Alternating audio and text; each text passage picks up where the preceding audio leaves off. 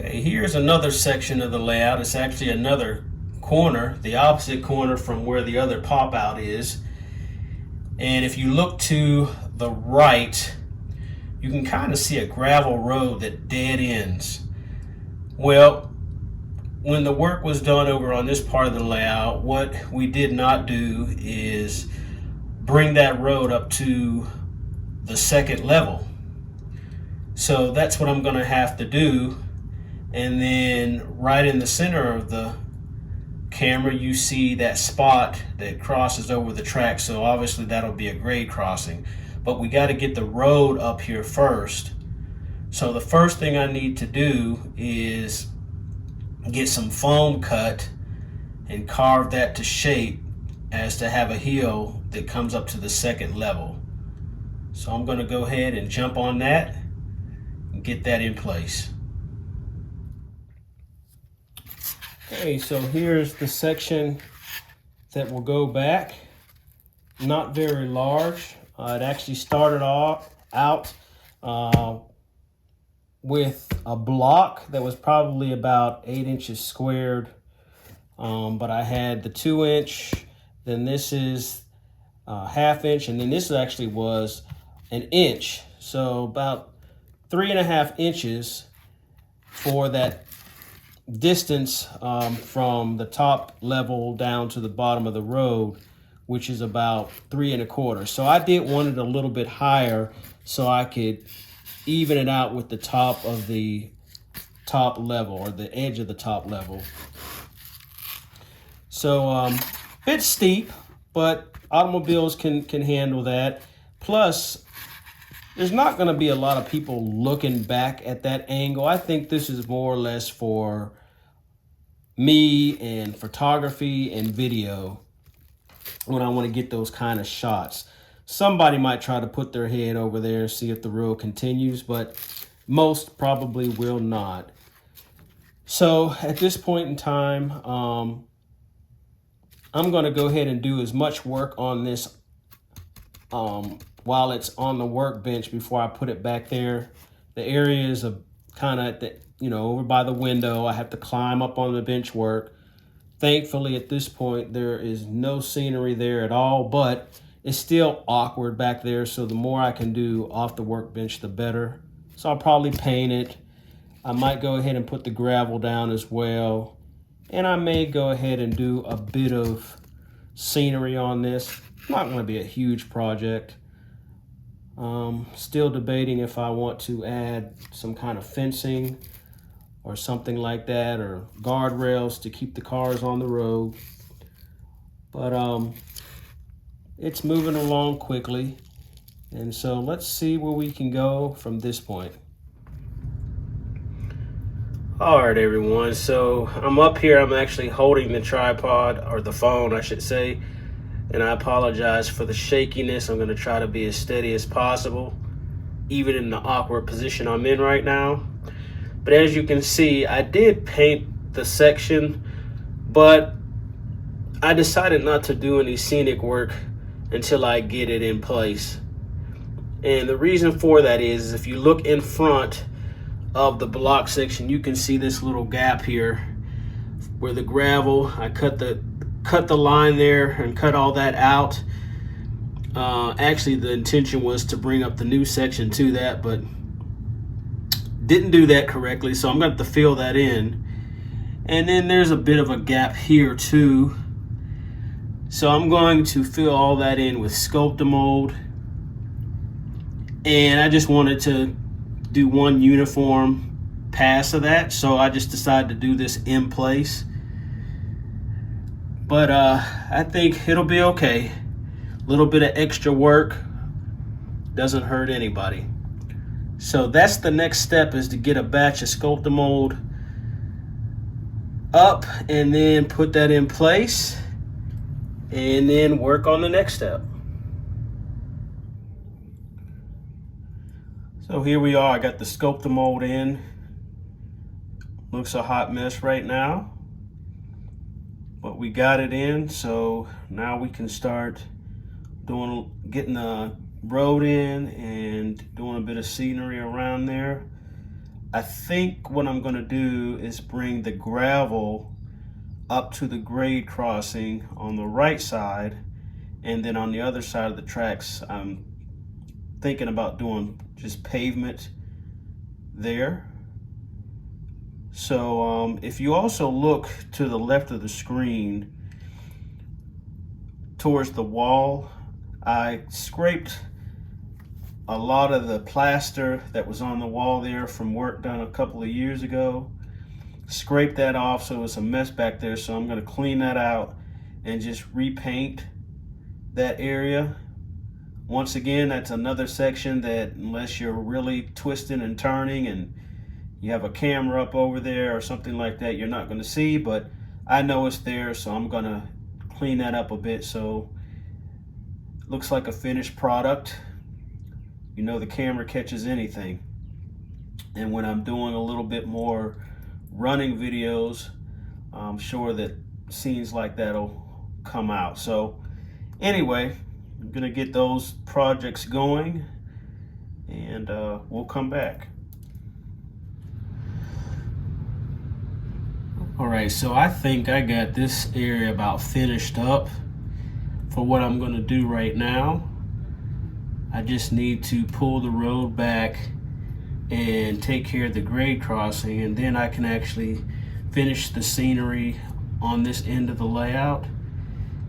As you can see, I also painted the wall back there, repainted it, I should say, touched it up a bit, replanted the trees. There is a little bit of a change in the color of the gravel. Of course, the original road is darker and then it's lighter coming up the new addition, but I'm not gonna worry about that. Like I said, probably no one's gonna see it, and if they do, I'll just say, hey, the road company came through and put some new gravel down, or the light is hitting it that way. But I'm actually pretty happy how it turned out. It was a nice little project, and so we can move on. All right, so we are looking at the gravel road from the start. This is actually the edge of the layout, and this work was done about 3 years ago, and I really like it. Just want to do something to give it a little bit more character, maybe make it a little bit more dirty, if you will, which in some cases can equal a little bit more realistic. I don't know. But I thought while I was working on the road that I could do something, because I just keep looking at the road like I want to do something with it, even though it's already pretty good. I know that doesn't make any sense, but it shouldn't be too severe, and it might be very subtle, but let me see what I can get into. All right, so here's the first phase of weathering this road up. And one thing that I found that may have me onto something is I wanted some variation in the color. That was one big thing that I think my eye was drawn to. So what I have put down so far is, I forget where I read about it, either online or a magazine or something, is using charcoal ash. So last summer, after one of our days outside cooking, I let the charcoal sit overnight, and then what I did was collected the ashes and put them in a container and set them in a garage. And later on, I ended up putting one in a container by sifting the fine stuff as fine as I could get it. And it's been there for just over a year now. So I decided to pull that out just because I knew it was a lighter gray powdery type material, and just kind of sprinkled it on a little bit and meshed it in with this Woodland Scenic Spine gravel. And so far I think it's moving in the right direction. It's definitely a little bit more convincing than just the plain single color. But guess what? I'm not going to stop here. I'm going to keep going. So we'll come back and see if I've created a disaster because I didn't leave well enough alone. All right, so we're back with a little update here. So what I've done, I did make a bit of a mess. I used some glue water mix to secure what I had done with the charcoal down, and then I just did a little bit of wash, mostly a darker gray wash over the whole thing, so that dried overnight. Then I came back with a couple of acrylic grays and did some dry brushing, and I'm really starting to see a bit of a transformation here. So I think I'm going to go ahead and finish up the road here, get the finishing touches in, and call this video an update a wrap. All right, folks, I'm back with the 95% finished product. And what have I done since the last segment? Well, the first thing I did was I went ahead and dirtied up the road a little bit more by adding some faint tire marks. You can see it more so on the left side, but it is also on the right side if you look carefully. Probably see it better in person than you do on the camera. A few dark spots to imitate oil dropping, stuff like that. And of course you see the growth on either side of the road and also in the middle. So now at this point, when I look down at the road, I'm not saying to myself that something is missing.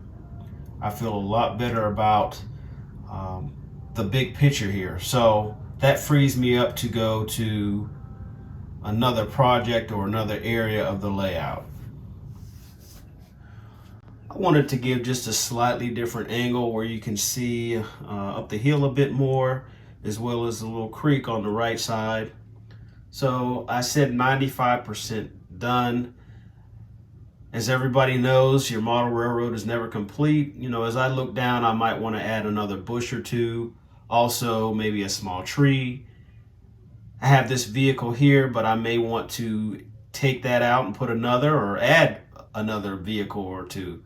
So those are the type of details that I'm speaking of, which makes this not quite at 100%. Also, something else worth mentioning is, of course, when you're working around the railroad tracks, especially at some place like a grade crossing, you want to always make sure that your trains are going through. So I did check a run through of the train a few times and tweak that so that the wheel flanges are free and clear of anything, and trains run through just fine. So just wanted to mention that. But I think that's going to just about do it for this layout update. This was fun, and of course, as you know, you start one project and it turns into another, but ultimately it's very gratifying. So once again, this has been Dave, also known as Loving Them Trains, and I hope that you found this video to be helpful, entertaining, and it's enough to get you to come back. If you're new to the channel, please go ahead and mash that subscribe button and like the video. And you can also click that bell just to get more notifications, because I'll be putting them out pretty regular. But for now, I'm going to end this video, and until next time, later y'all.